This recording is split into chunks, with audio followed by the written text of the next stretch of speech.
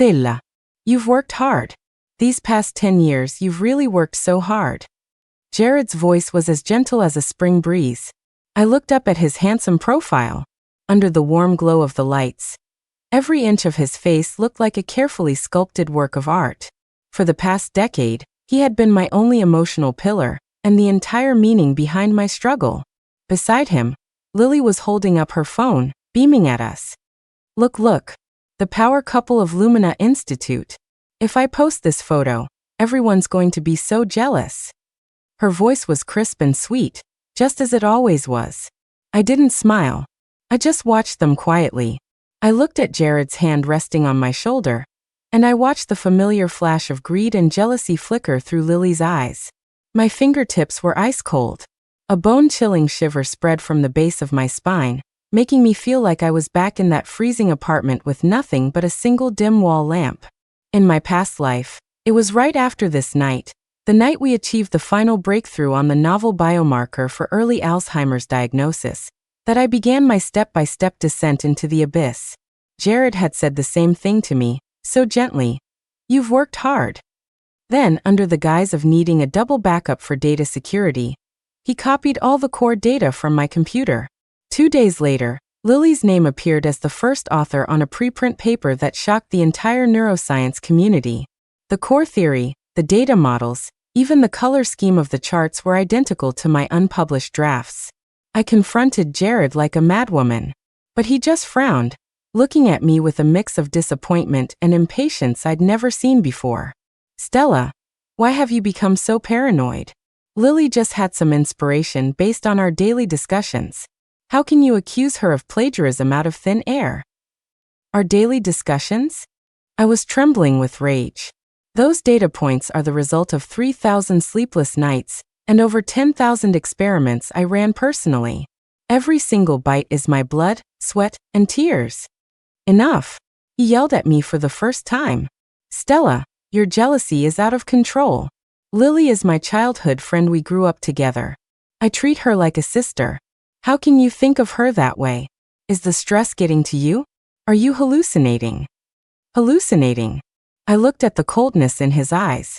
In that moment, I felt abandoned by the entire world.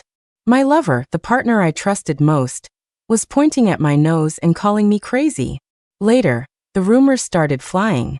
Everyone said I, Stella, was bitter and jealous, slandering a colleague out of spite. Lily, meanwhile, played the perpetual victim, always looking like she was on the verge of tears. She would hide behind Jared and say timidly, Stella, I'm sorry. If my existence makes you unhappy, I can leave. The more she acted like that, the more Jared's heart ached for her, and the more I looked like a vicious, petty clown. I was isolated, investigated, and suspended from all research work.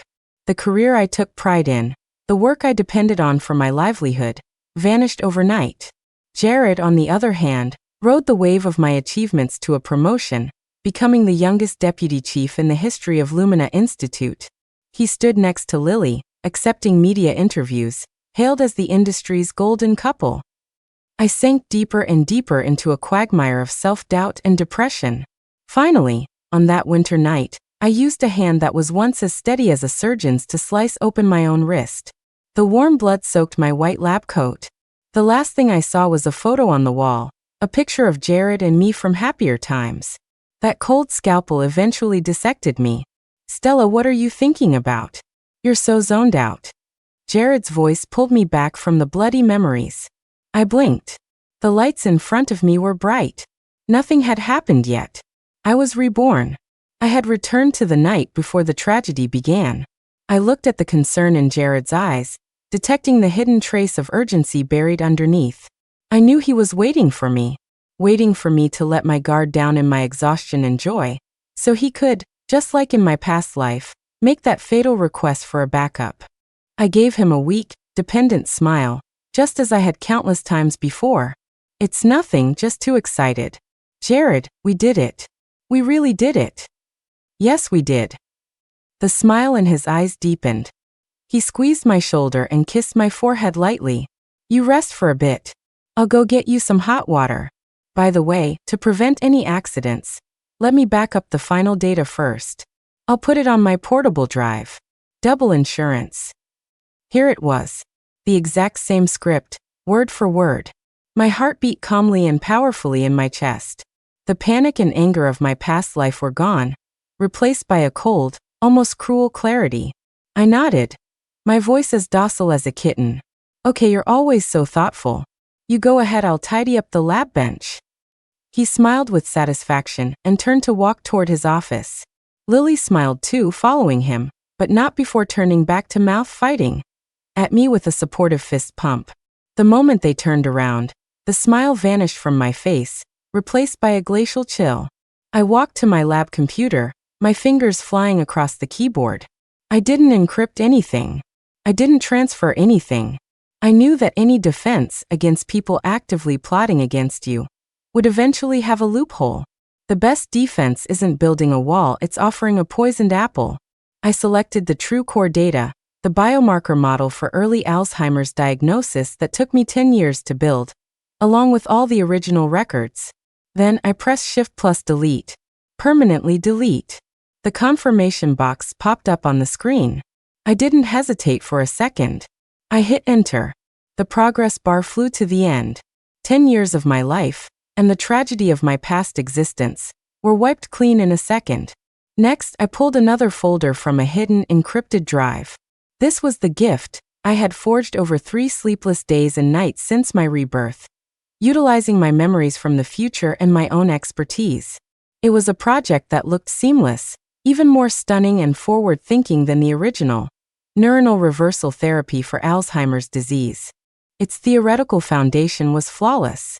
The data models were dazzling. But deep in the bottom layer of a core algorithm, I had quietly planted a fatal error. Any clinical application based on this flawed algorithm wouldn't cure patients. Instead, it would act like a catalyst, accelerating the death of their neurons. This was a death warrant, sufficient to ruin anyone's reputation or even send them to prison. I renamed the folder Final Version Core Breakthrough. Just as I finished, Jared and Lily walked back in, chatting and laughing. Jared was holding a silver portable hard drive. I stood up and gave him a smile of relief. Ready to back up. Everything we have is in there. Yes, everything you have is in there. Your bright future, and your endless abyss. Jared plugged the drive into my computer. Seeing the folder named Final Version Core Breakthrough on the screen, his eyes gleamed with uncontrollable excitement. He thought he was hiding it well, but to someone who had already died once, his greed and ambition were as blinding as a searchlight in the dark. Stella, look. This is the perfect collaboration, he said in his charming voice while dragging the file over. Your genius brain, combined with my strategic planning, we were born to stand together and change the world. I smiled and nodded, saying nothing. In my past life, I believed those words. I thought we were partners fighting side by side. I didn't know that in his eyes, I was just the sharpest, most convenient tool on his road to success. My brain was his ladder, my results were his medals. And now, I was sacrificing this tool myself, along with the hidden trap attached to it, a trap powerful enough to blow him to pieces. The progress bar for the copy crawled forward slowly and steadily. Each notch forward sounded like a death knell for him and Lily. Lily stood to the side, appearing to play on her phone, but her peripheral vision never left that progress bar. I could imagine the ecstasy and calculation in her heart. She must be thinking about how to package this complex data as her own flash of genius. Finally, the bar hit 100%. Done. Jared pulled out the drive and carefully placed it in his pocket, as if it contained the world's most precious treasure. He turned to hug me, whispering in my ear, "Go home and rest early. Tomorrow, we welcome a brand new beginning." I leaned into his embrace, feeling the fake warmth, and whispered back, "MMH, a brand new beginning." Yes, my brand new beginning. And the beginning of your end. The next morning, I didn't arrive at the lab an hour early like usual. Instead, I went straight to HR and handed in a resignation letter I had written days ago. The HR manager looked at me in shock, verifying repeatedly, "Researcher Stella, are you sure? Your project is about to produce final results. Leaving now? 10 years of hard work." "I'm sure." I interrupted him calmly, offering no further explanation. I knew that any explanation would be pale and powerless in the face of the coming storm. At 10 a.m. sharp, the department's weekly meeting began. When I walked into the conference room, everyone was there. Jared sat next to the chief, looking high-spirited. Lily sat diagonally across from him, wearing an exquisite designer suit, her makeup perfect. She looked less like she was attending a meeting, and more like she was walking a red carpet. Seeing me enter, Jared gave me an encouraging smile, his eyes holding a hint of urgency. I knew he was waiting for me to fall ill, or at least show mental instability, so he could logically take over the project presentation and casually attribute the credit to Lily's assistance and inspiration. That was step one of their plan. Too bad I wasn't following their script anymore. The meeting started. The chief cleared his throat and smiled. All right, we have great news today. Stella, I hear the Alzheimer's early diagnosis project you're leading has achieved a decisive breakthrough. Why don't you tell everyone about it? Let us share in the joy. Everyone's eyes focused on me, some expectant, some envious, some hiding jealousy. Jared and Lily both wore polite smiles, as if they could already see the dawn of victory. I stood up, but I didn't walk toward the projector. Instead, I walked to the center of the room. I looked around at everyone present. They were the elite of the domestic neuroscience field, colleagues I had spent day and night with for 10 years. Finally, my gaze landed on Jared and Lily. Chief colleagues, I began, my voice clear and steady. Before the report, I have an announcement to make.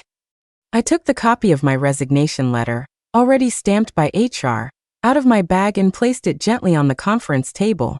As of today, I am formally resigning from Lumina Institute. It was like throwing a rock into a calm lake. The conference room fell into dead silence for a second, then erupted into suppressed whispers. What? Resign? Is she joking? The project is about to succeed. Did she have a breakdown? The chief's face changed too. He looked at me in bewilderment. Stella, what are you doing? Whatever it is, we can talk about it. Why so sudden? Jared's expression was the most entertaining of all. The smile on his face froze instantly. Shock, confusion, anger, disbelief. Emotions flashed across his face before settling into a rage of betrayal. He shot up, walked quickly over to me, and hissed in a low voice only the two of us could hear. Stella, are you crazy? Do you know what you're doing?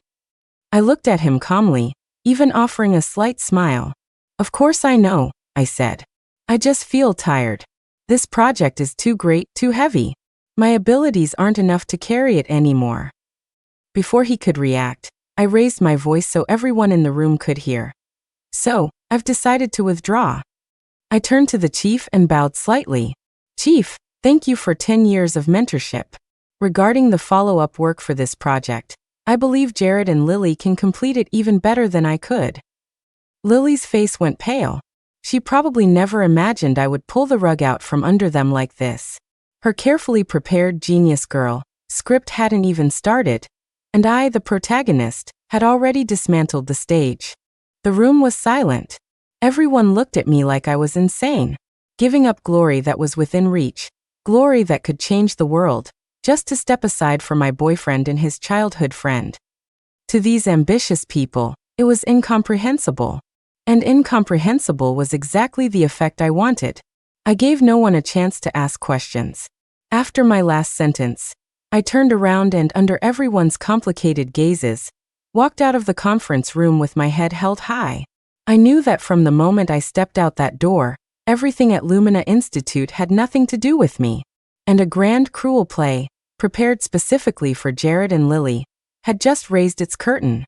I thought my ears would get some peace after leaving the meeting, but I underestimated Jared's persistence, or rather his obsession with the results he was about to steal.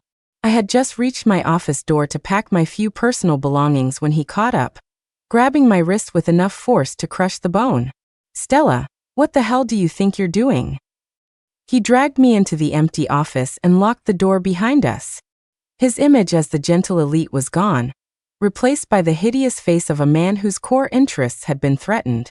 Do you have to throw a tantrum now? Just because I chatted with Lily a bit more yesterday? Since when did you become so unreasonable? He started his favorite performance, blaming everything on me, painting me as a crazy woman making a fuss over nothing. In my past life, I lost myself in these constant interrogations and gaslighting sessions, doubting if I really was the problem. But now I just found it laughable. I calmly pulled my hand back, rubbing my red wrist, and said indifferently, "Jared, you misunderstand. I'm not throwing a tantrum." "Then what is this? Self-sabotage? Handing over 10 years of blood, sweat, and tears to someone else? Do you think that's noble?" His voice was filled with a pained, "I'm doing this for your own good" tone, as if he really cared. "I'm not handing it over." I shook my head, walked to my desk, and started placing my professional books into a cardboard box one by one. My movements were unhurried and organized, a stark contrast to his agitation. "Jared, I genuinely feel I don't deserve this project." I turned to look at him, my gaze flawlessly sincere. The later stages of this research require a stronger heart, more flexible thinking, and more genius-level inspiration.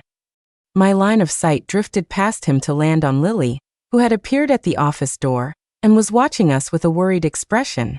I smiled at her slightly, then continued speaking to Jared. "I don't have those things. But Lily does." Jared froze. He probably didn't expect me to say that. I continued my performance, my tone filled with sincere self-deprecation and praise for Lily. "Did you forget? Last time we were stuck on a key data point for a month, it was Lily who casually asked, 'Why not try reverse modeling?' That gave me the idea. And the concept regarding the tau protein structure, that was also her, casually saying during a chat, 'It looks like a twisted ribbon,' which led me to a new research direction." These were the stories Jared had fabricated in my past life to prove Lily's natural talent after she stole my work. Now, I was personally handing the credit to her. "Jared, you have to admit, Lily is the one blessed by the heavens. She doesn't need to lock herself in a lab and burn herself out like I do. She just needs a tiny bit of inspiration to light up the whole world." My voice wasn't loud, but it traveled clearly to Lily's ears outside the door. Her face flushed red, then turned white, a fascinating display. She wanted to refute it, but didn't know where to start, because what I was saying was exactly the persona she dreamed of having. Jared was completely bewildered by my speech. He opened his mouth to speak, but found himself speechless. What could he say? That Lily wasn't a genius? That would mean admitting he was a bad judge of character. That I was the core of the project? Then why would I quit? Watching him stuck in this dilemma gave me a rush of pleasure. This was the setup.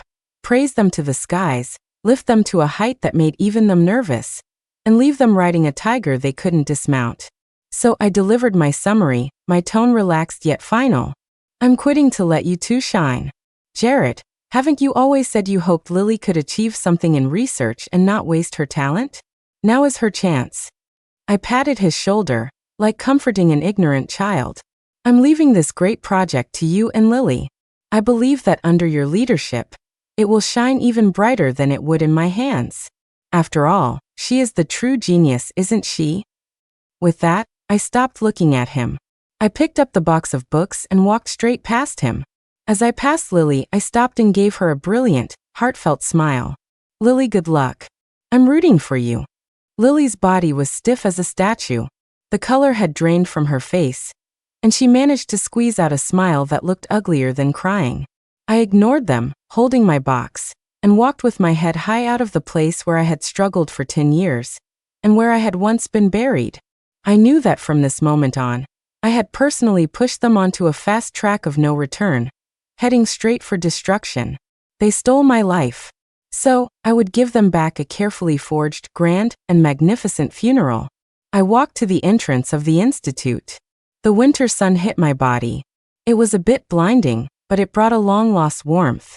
I took a deep breath. The air didn't smell of disinfectant and reagents anymore, it smelled of fresh freedom. My life, starting today, belonged only to me.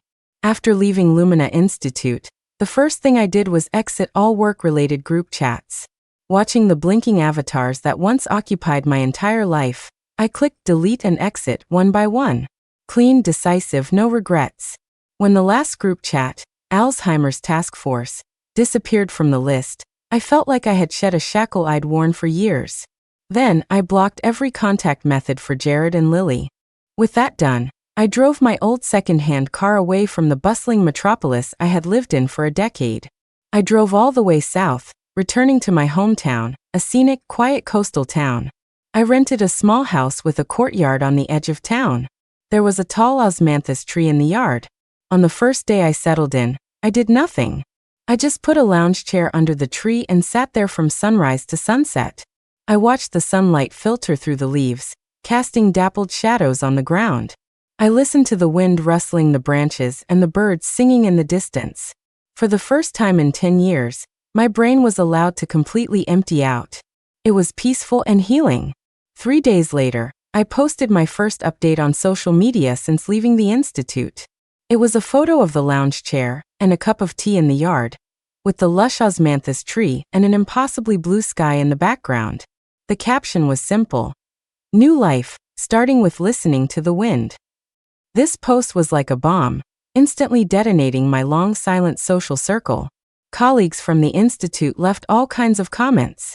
"Stella, where are you vacationing? Beautiful scenery. Wow, early retirement life. I'm envious. Researcher Stella, did you really leave? That's such a pity. You're welcome back anytime." Of course, mixed in were the gloating and sarcastic remarks, likely from Lily's clique. Some people just have weak mental fortitude. One setback, and they become a deserter. Clearly she just wasn't capable enough, yet she makes it sound so poetic.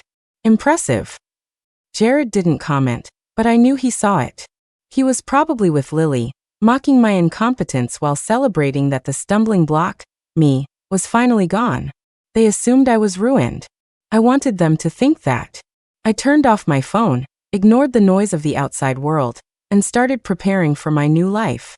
I ordered a full set of professional recording and live streaming equipment online. High-fidelity microphones, sound cards, soundproofing panels, and a high-precision anatomical brain model for demonstrations. A week later, the equipment arrived. I turned a south-facing room into my exclusive studio. Everything was ready. I registered a new account on the country's biggest video platform, naming it Stella's Brain Workshop.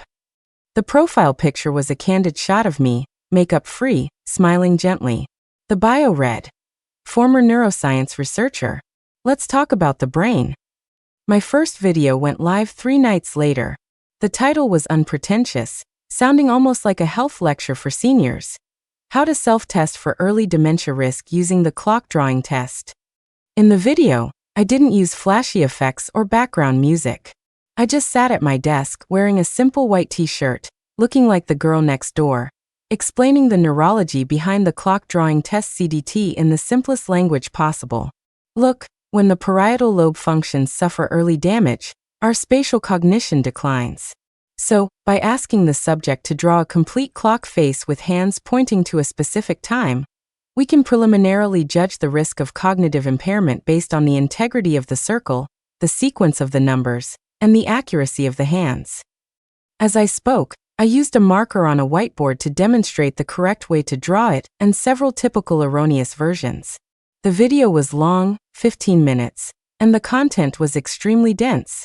In the age of short, snappy videos, it was an outlier. 24 hours after posting, the stats were dismal. A few hundred views, only 2 comments. One was, "Thanks to the uploader, I'll have my parents try this." The other, "You're so professional," followed. This was about what I expected. I wasn't anxious. I knew the spread of knowledge needed time to ferment. At the exact same time I posted my first video, the tracking program I had planted in the academic trap folder sent me its first alert. Alert! File theoretical model neuronal reversal therapy.docs has been opened. IP address, Lumina Neuroscience Institute.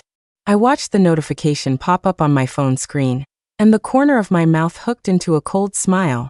The fish had started to bite, and they would never know that on the abandoned computer I left at the institute, besides this academic trap filled with lethal errors, I had prepared another gift.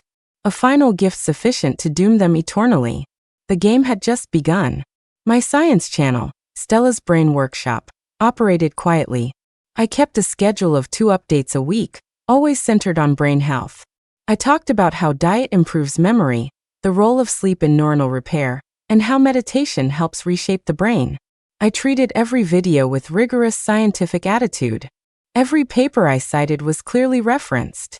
I chewed up obscure academic papers and broke them down into plain English that ordinary people could understand. My follower count grew slowly. Half a month passed, and I had just broken 1,000. But the stickiness of my followers was incredibly high. We discussed things passionately in the comments, they asked questions, and even shared real cases from their families. My comment section wasn't full of jokes like other influencers, it was more like an online support group, warm and sincere.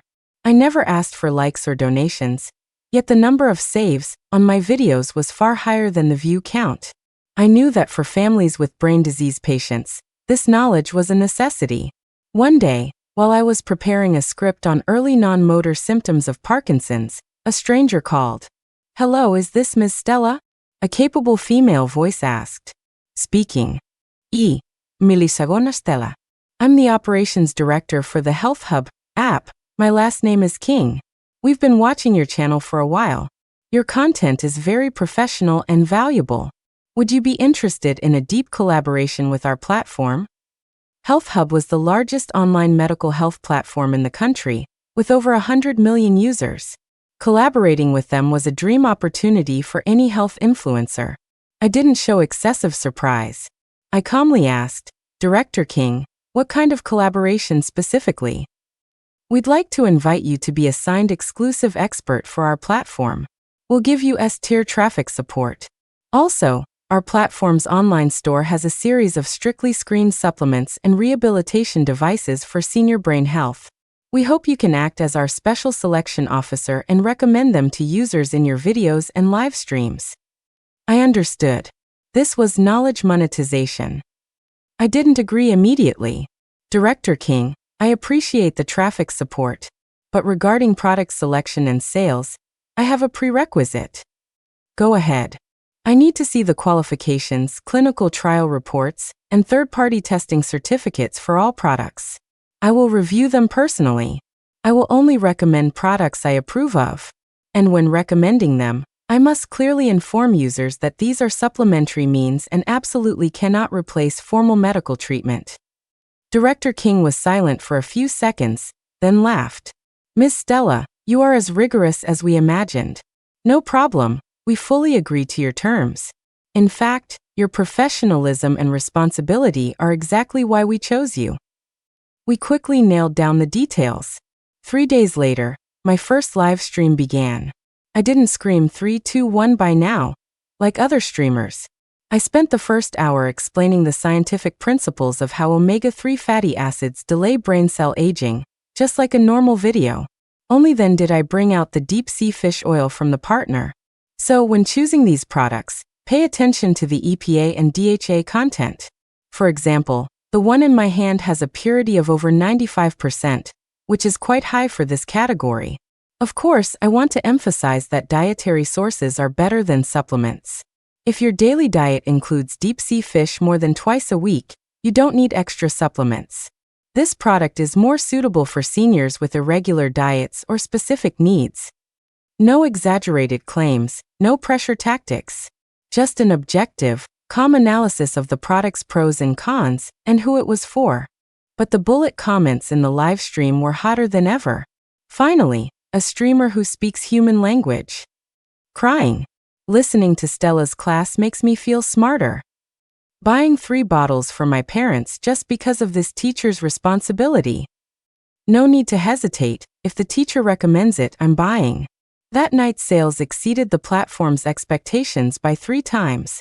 Director King called me personally to congratulate me, her voice full of excitement and respect. "Miss Stella, you created a miracle. Do you know your return rate is the lowest on the entire platform? 0 competition." I smiled. I wasn't surprised. I knew that trust is the most powerful purchasing power in the world. Hanging up, I looked at the long string of numbers in my bank account. That was a salary that would have taken me years to earn at the institute. For the first time, I realized clearly that my brain and my knowledge were my most precious wealth. It didn't need to depend on any platform, or anyone's approval. I could shine on my own and create value. I opened my computer. The tracking program sat quietly on the desktop. I clicked it to check the logs. Over the past month, Jared and Lily's team had been studying the academic trap I left behind almost around the clock. The frequency of opening the files was increasing, and there were access records from multiple sub-IP addresses, indicating they had set up a dedicated task force for this. Looking at those dense access logs, I could almost see them in the lab, ecstatic, arguing, forgetting to eat or sleep over fake data. They thought they were climbing a peak of science, unaware that it was a bottomless grave I had dug for them. And I was using their stupidity and greed to water my new, free and wealthy life. This feeling was damn good. My career was booming. With traffic support from Health Hub, Stella's Brain Workshop quickly broke the 1 million follower mark. I became the undisputed top influencer in the brain health field. With fame came invitations, but I politely declined them all. I kept my own pace, focusing on content and occasional live streams. I was making more and more money, so I bought a small villa with a garden in town and settled down completely. Meanwhile, good news came from Lumina Institute. Jared and Lily didn't let me down. They fully believed in the fake, neuronal reversal therapy project I left behind. Relying on Jared's position and Lily's family background, they successfully applied for a massive research grant and established the Lily Neuroscience Innovation Lab. For a time, Lily was in the spotlight. Media packaged her as a genius scientist with both beauty and brains, the future light that would conquer Alzheimer's. The higher profile they kept, the safer I felt. Because I knew, the higher you climb, the harder you fall. However, I felt they weren't falling fast enough. I needed to add some fuel to the fire, to make them sprint madly down this wrong path. So, I registered a new, untraceable anonymous email address. I wrote an email to a vice director at Lumina Institute, a man named Dr. Williams. He was Jared's biggest rival for the department chief position, and they had always been at odds. The content was simple. I didn't say anything substantial, just used the tone of an insider dropping hints and shadows. Subject: some concerns regarding Dr. Lily's project. Dr. Williams, hello. Pardon the intrusion. I am an ordinary researcher at the Institute, and I have been paying close attention to Dr. Lily's ongoing neuronal reversal therapy project. Dr. Lily's talent is astounding. To achieve such breakthrough progress in such a short time is truly a model for us all. However, while studying Dr. Lily's recently published phase reports, I noticed that the acquisition path for some experimental data seems overly efficient, and the speed of model construction far exceeds conventional research ethics. Perhaps I am overthinking it, but since this concerns the Institute's reputation and scientific rigor, I felt it necessary to reflect this to an upright senior like yourself. That is all. Best regards. A junior who reveres science. Every word praised Lily, but read together, the meaning was clear. Lily's project might involve fake data or plagiarism. I didn't provide evidence because I didn't need to. For someone like Dr. Williams, once the seed of suspicion was planted, he would nurture it himself. He would absolutely not let go of any chance to strike at his rival, Jared. Sure enough, 3 days later, I heard rumors from former colleagues.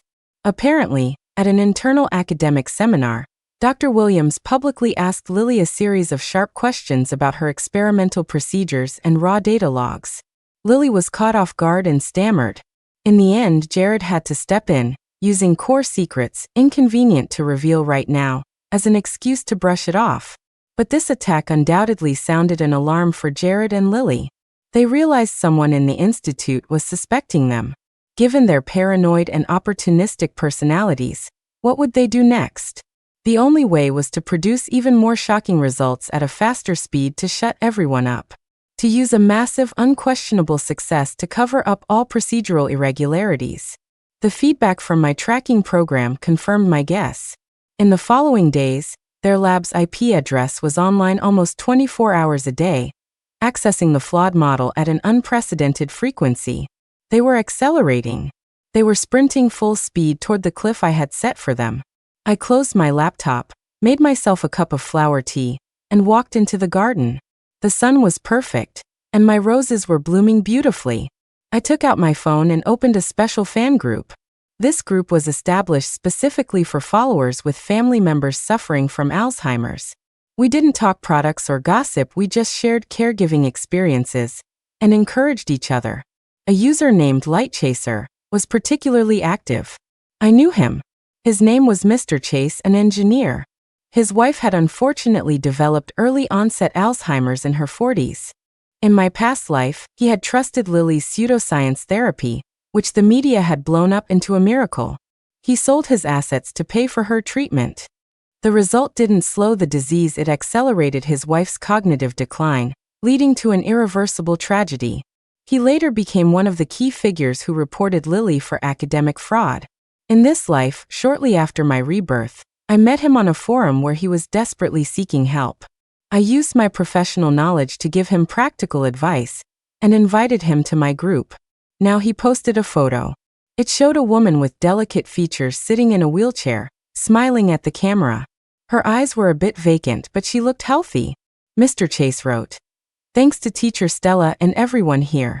I adjusted her diet and rehab exercises according to the teacher's method. My wife's mood seems much more stable lately. She even hugged me last night. I know the road is hard, but as long as there's a glimmer of hope, I won't give up." Everyone in the group liked the photo and sent blessings. I sent him a private message. "Mr. Chase, your wife looks much better. I'm happy for you. Remember, love and companionship are the best medicine." He replied quickly, "Teacher Stella, thank you so much. You are our family's benefactor. Without you, we'd still be lost. By the way, that Dr. Lily on the news lately, they make her sound miraculous. Do you think it's reliable?" I looked at his question, my finger hovering over the screen. I typed back, word by word. "Mr. Chase, please remain vigilant about any so-called new therapies that haven't passed phase 3 clinical trials or received FDA approval. For our families, we cannot afford to gamble." We couldn't afford to gamble. But Jared and Lily, for fame and fortune, dared to gamble everything. And I would be the final dealer in this high-stakes game. I put away my phone, picked up my shears, and snipped off the reddest rose in full bloom. The petals were vibrant, the thorns sharp, just like the bloody fate they were about to welcome. Time flew. Another month passed. During this month, my contact with Mr. Chase became increasingly frequent. He shared his wife's condition with me almost daily, like a diary. And I acted like a patient family doctor, answering caregiving questions and offering professional guidance. I knew how precious this kind of professional support was for a caregiver. He had built nearly 100% trust in me. This trust was a crucial link in my revenge plan. He was the deepest, most emotionally impactful bomb I had planted. One night, while I was preparing a live stream script, Mr. Chase sent me a video. In it, his wife sat at a table, holding a brush, clumsily but earnestly painting on paper. Though the lines were crooked and colors chaotic, her expression was focused and calm. Mr. Chase's voice message followed, choked with excitement. "Teacher Stella, look. This is the art therapy you mentioned. She hasn't been this focused in a long time. Just now, she pointed at the red figure in the drawing and smiled at me. She smiled. I could feel his joy through the screen. I was happy for him, but I also knew the time was ripe." I replied, "That's wonderful, Mr. Chase. This is a very positive signal. It shows that with correct non-drug intervention, we can delay the progression and improve quality of life." He replied instantly, "Yes. I finally understand what you mean by love is the best medicine. I don't know how to thank you."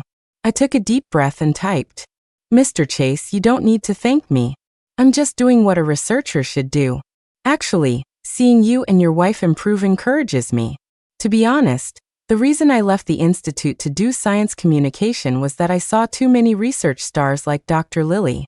They pursue sensational, subversive therapies for fame and fortune, but few are willing to lower themselves to do this boring basic care research that actually helps patients." I mentioned Lily's name again, subtly placing her in opposition to myself. Mr. Chase's reply went exactly where I wanted. "Teacher Stella, you are too humble. What you do is truly meaningful. That Lily, I saw her news. It feels shaky, too mystical, like she can cure the disease tomorrow." I guided him further. Research requires rigor and time.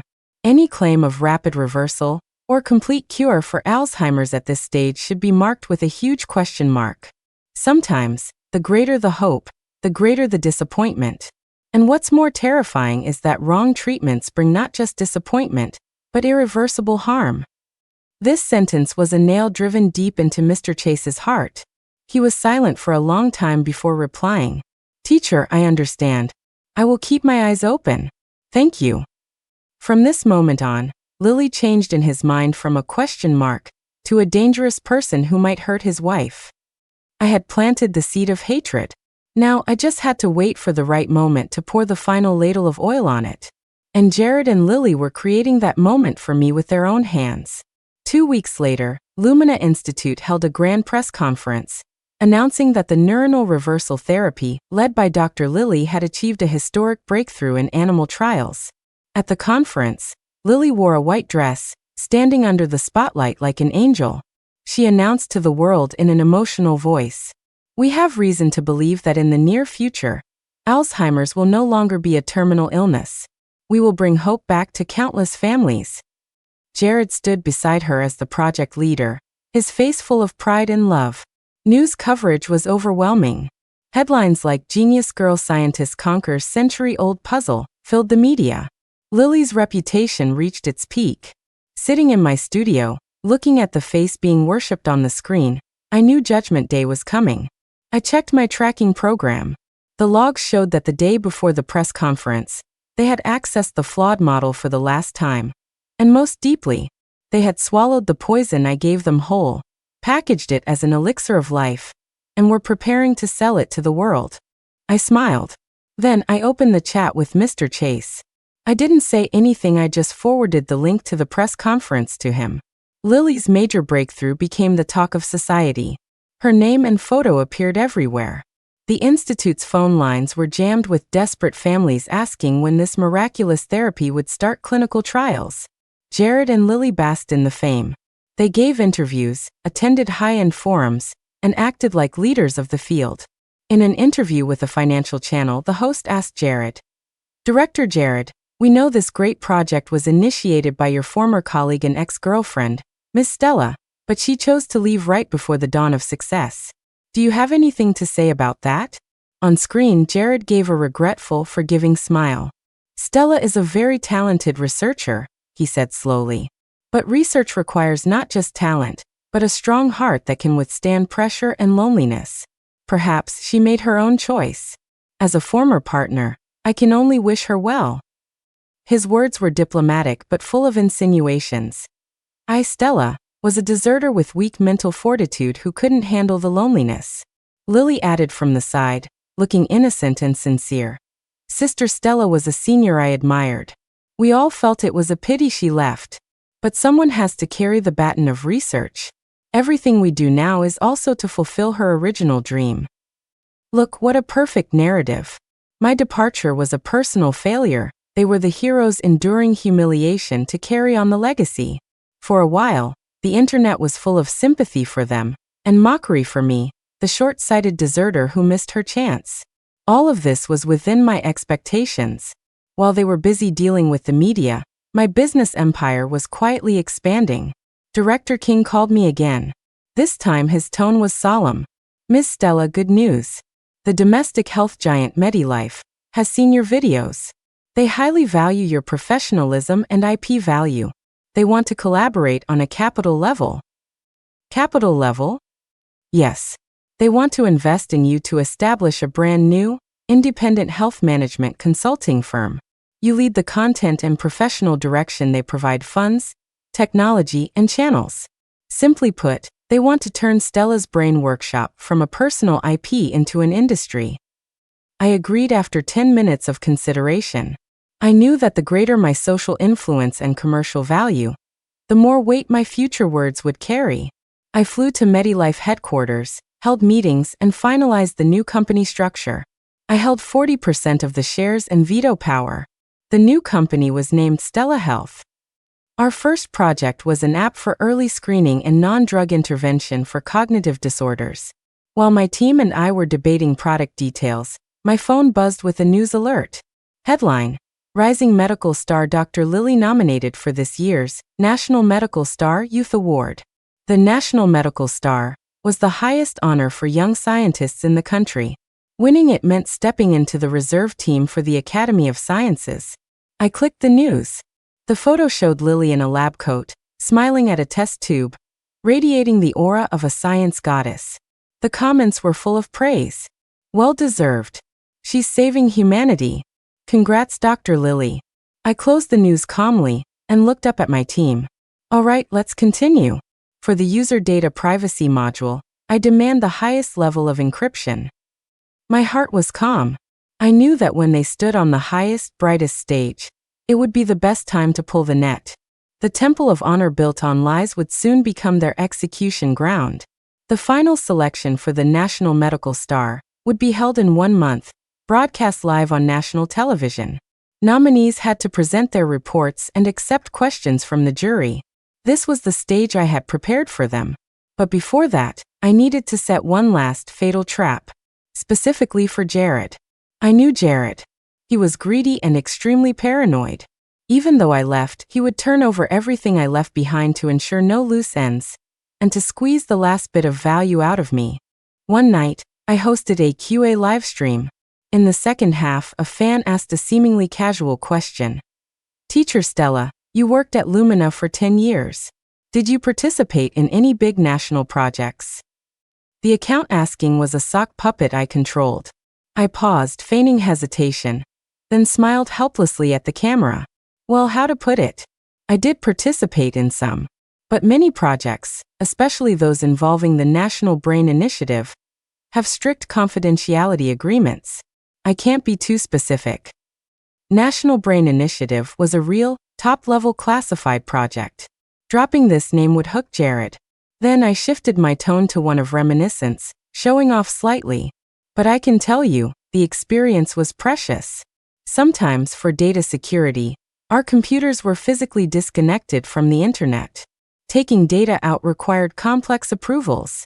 Speaking of which, due to my work habits, on my old computer's encrypted D drive, I think I saved some non-core study materials and meeting minutes from that project. I wonder if I formatted it properly when I left.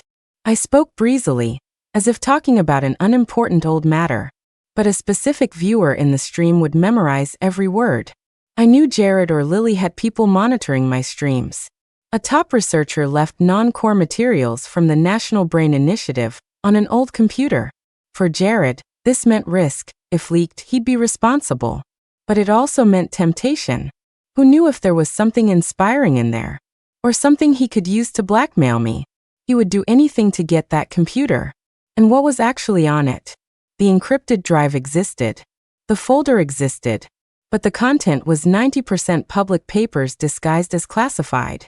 However, deep in a compressed file, I placed a real gift, a forged top-secret document analyzing the application of brain-computer interface technology in the military. The format, red headers, and serial numbers were perfect imitations based on my future knowledge. If this file was found leaked on his possession, it wasn't just a breach of contract.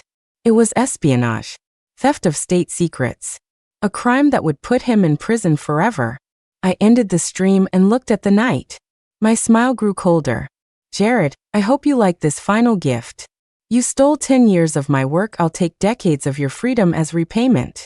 As I set the final trap, Lily's fame peaked. Her nomination made her a god. She was hired as a guest professor at a top university. Lumina Institute received massive funding. Jared became department chief. They stood in the center of the spotlight. And the brighter the light, the darker the shadow. That shadow was sweeping toward me. A week before the awards, massive amounts of dirt on me exploded online. Marketing accounts released coordinated articles. The resentful ex-colleague behind Genius Girl Lily. From top researcher to streamer. How Stella ruined her hand.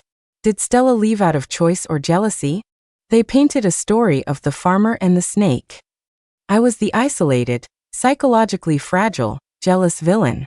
Lily was the kind, talented son. Jared was the man caught in the middle. They claimed I bullied Lily and left because I couldn't handle my boyfriend admiring a more talented woman. I went from a respected educator to a clown mocked by the internet. My comment sections were flooded with abuse. Get out of science. You don't deserve to talk about brains. Manipulative bitch. You just want quick money. My company, Stella Health, was affected. My CEO, Old Chun, was sweating. Stella, this is a systematic smear campaign. The PR firm behind this lists Lumina Institute as a client. I listened calmly. Statement? Yes, we will issue one. But not now. I looked at the date circled in red on the calendar, the National Medical Star Awards. We wait until all the spotlights are on them. Until they stand the highest and will fall the hardest. I checked my tracking program. A final alert popped up. Alert! File National Brain Initiative Study Materials.zip has been fully copied. Operation IP. Lumina Neuroscience Institute, Director Jared's office. The fish had swallowed the hook, line, and sinker. 3 days later. The awards ceremony. The internet attacks on me were at their peak. I did one thing. I called my mentor from my past life, Dr. Sterling, a titan in neuroscience known for his integrity. Professor, it's Stella. Do you remember years ago we discussed a theoretical loophole regarding tau protein misfolding? I described the exact fatal flaw I had buried in the trap. I told him I noticed Lily's therapy was shockingly similar to my old, flawed model. I didn't say plagiarism. I said concern for risk. Stella, Dottore Sterling sounded grave. This is important. I will verify it. Then he added, you are a judge for this year's awards too, right? As the previous year's winner in my past life timeline, and technically recognized in this one before my exit, I still held credentials. Yes, Professor. Good. See you at the ceremony. Next, I sent a package to Science Eye, a top academic watchdog. It contained my time-stamped notes, drafts, and emails compared against Lily's papers. The evidence chain was unbreakable. I messaged Old Chun. Prepare the strongest PR release. Launch time. 3 days from now, 8:30 p.m. 8:30 p.m. The exact time of the QA session at the awards. The ceremony was glitzy. I sat in a back corner, wearing a mask and cap. Lily accepted her award in a white gown, thanking Jared with tears in her eyes. This honor is half his. Then came the academic presentation. She explained the neuronal reversal therapy confidently, displaying my charts on the big screen. The live stream comments worshipped her. Suddenly, a voice cut from the judges' seats. Dr. Sterling. Dr. Lily, hold on. He didn't wait. In your target induction model, did you account for the backlash risk from the misfolding cascade reaction? Lily froze. That was the exact flaw. We optimized it, she stammered. Oh. Show us the algorithm formula then, Dr. Sterling pressed, his voice cold. She couldn't. According to your data, the test subject's cognition dropped off a cliff at week 12. You called it individual variance. But by my calculation, that is exactly when the cascade reaction triggers massive neuronal death. Is this a therapy or a scam? The word scam hit the hall like a bomb. The audience was stunned. Lily was shaking, pale as a sheet. Then, a scream tore through the room. Liar! You snake! You destroyed my wife! Mr. Chase charged the stage, breaking past security. My wife was a volunteer. We paid you. She got worse in a month. The doctor says her brain atrophy accelerated 3 times. You used her as a lab rat. Murderer. The accusation shifted from academic fraud to criminal manslaughter. Jared tried to stand up but was surrounded by reporters. Mr. Chase rushed Lily. He didn't hit her, he shoved her. Get off the stage. You don't deserve to be here. Lily stumbled in her heels, falling backward. Her spine hit the sharp metal edge of a piece of equipment. A blood-curdling scream echoed through the hall. Lily lay paralyzed on the floor, twitching. At that moment my phone buzzed. Old Chun sent. Online, the complete evidence of plagiarism dropped. The time-stamped comparisons were undeniable. The internet exploded. Police arrived. One team secured the scene. Another team, broadcast live, raided Jared's office. They found the classified, military document on his computer. Jared was handcuffed on live TV screaming, "Stella framed me. It's her computer." But possession was proof. He had stolen the files to hoard them. Academic ruin. Social death. Physical paralysis. Legal imprisonment. My revenge was complete. The next day, headlines screamed medical scandal of the century.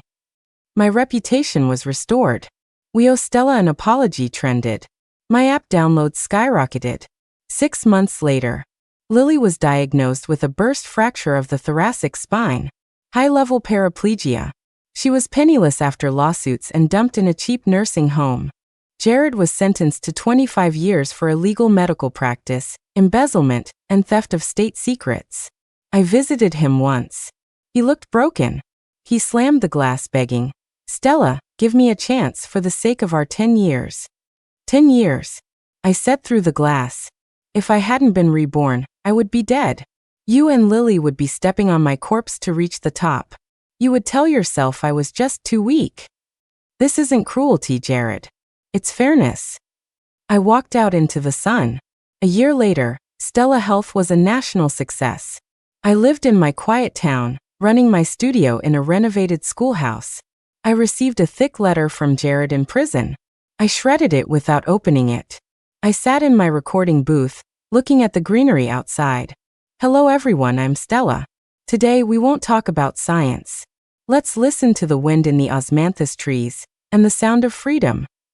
The star had fallen, but the sun had risen. My life was just beginning.